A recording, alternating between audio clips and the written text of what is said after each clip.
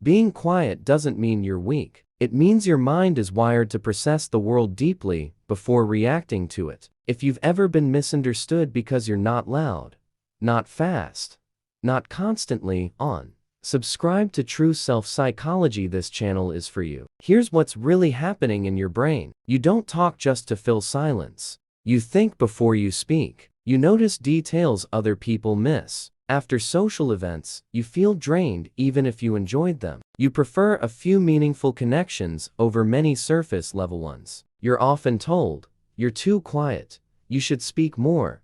Why are you always in your head?" In groups, you observe first. You listen. You feel the room. And sometimes, you feel invisible. Not because you want attention, but because you sense that the world isn't built for your pace. You don't hate people. You just need space to breathe between them. And deep down, you wonder, why do I feel different? Why does the world feel so loud? Is something wrong with me? Introversion isn't shyness. It's how your nervous system processes stimulation. Your brain is highly sensitive to input, sounds, emotions, conversations, environments. While some minds feel energized by constant interaction, yours becomes overwhelmed. So your system adapts. It pulls inward. It slows down. It filters. Not to escape the world, but to understand it. Your mind values depth over volume, meaning over motion, reflection over reaction. Where others seek stimulation, you seek clarity. Where others think out loud, you think inward. That's not a weakness.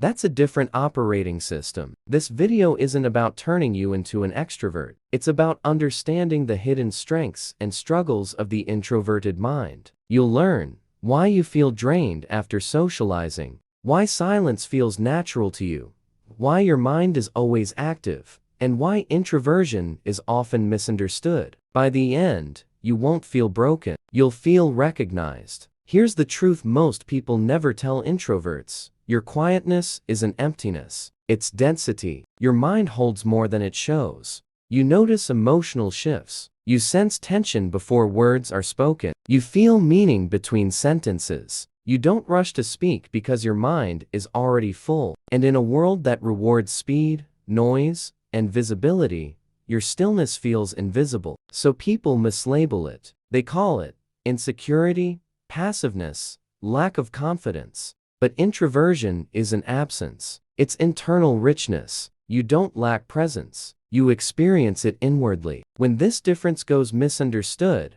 it becomes heavy. You start forcing yourself to perform. You mimic louder personalities. You apologize for your silence. You might think, maybe I need to change. Maybe I'm not enough.